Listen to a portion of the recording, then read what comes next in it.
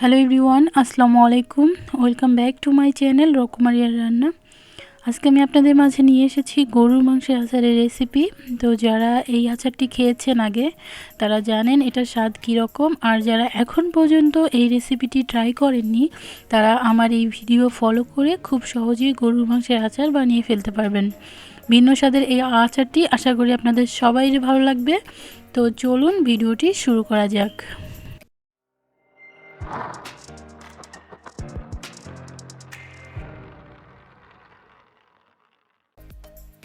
আচার বানানোর জন্য এখানে 500 গ্রাম গরুর মাংস এভাবে আমি ছোট ছোট পিস করে কেটে খুব ভালো করে ধুয়ে নিয়েছি।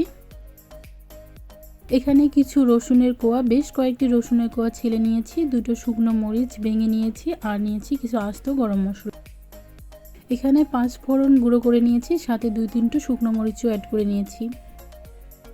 প্রথমে আমি মাংসটাকে সিদ্ধ করে নেব, আর এর জন্য চুলায় কড়াই বসিয়ে দিয়ে মাংসের মধ্যে 1 চা চামচ আদা বাটা, 1 চা চামচ রসুন বাটা, 1 চা চামচ মরিচের গুঁড়ো, 1 চা চামচ হলুদের গুঁড়ো, 1 চা চামচ লবণ এবং 1 চা চামচের মতো সয়াবিন তেল দিয়ে মাংসটাকে নাড়ায় চাড়ায় প্রথমে ঢাকনা দিয়ে সিদ্ধ করতে দিব।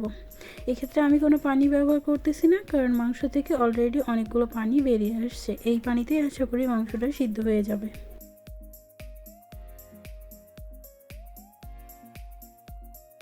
মাংসগুলো যখন সিদ্ধ হয়ে যাবে তখন এরকম শুকনো শুকনো অবস্থায় আমি মাংসগুলোকে তুলে নিচ্ছি। এরপর কড়াইতে আমি 2 কাপের মতো সরিষার তেল প্রথমে দিয়ে নিব। এরপর এখানে ছিলে রাখা রসুনের কোয়া, মরিচ এবং গরম মশলাগুলোকে একটু হালকা করে প্রথমে ভেজে নিচ্ছি।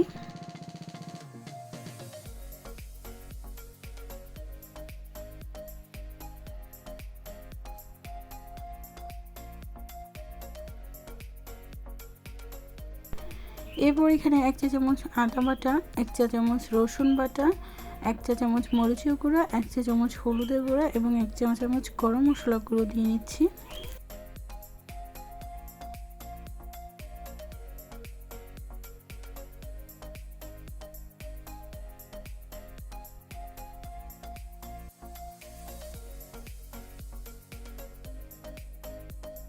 এর পর্যায়ে দিয়ে দিচ্ছি 1 চা চামচ টেস্টিং সল্ট। টেস্টিং সল্ট না থাকলে আপনারা সাধারণ লবণ ব্যবহার করতে পারেন। আর 1 চা চামচ তেঁতুলের আচার দিয়ে নিলাম। আপনারা এখানে তেঁতুলের রসও ব্যবহার করতে পারেন, তবে আমার কাছে তেঁতুলের আচার ছিল তাই আমি তেঁতুলের আচারটা দিয়ে নিলাম। দিয়ে নিচ্ছি ভেজে রাখা মাংসগুলো।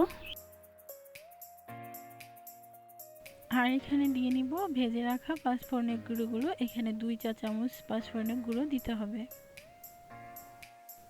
এখন খুব ভালো করে উল্টায় পাল্টায় এই মাংসগুলোকে কিছুটা সময় ধরে ভাজতে হবে।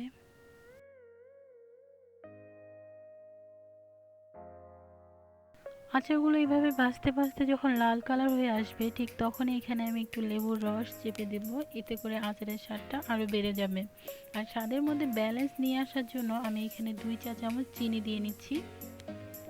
বাস এভাবে কিছুক্ষণ উল্টায় পাল্টায় নিলেই মাংসের আচার রেডি হয়ে যাবে। তো গরুর মাংসের এই আচারের রেসিপিটি যদি আপনাদের ভালো লাগে তাহলে ভিডিওতে লাইক, কমেন্ট এবং শেয়ার করবেন। আর যারা আমার চ্যানেলে নতুন, চ্যানেলটি এখনও সাবস্ক্রাইব করেননি, প্লিজ আমার চ্যানেলটি সাবস্ক্রাইব করে দেবেন। আজকে এই পর্যন্তই। সবাই ভালো থাকবেন। আল্লাহ হাফেজ।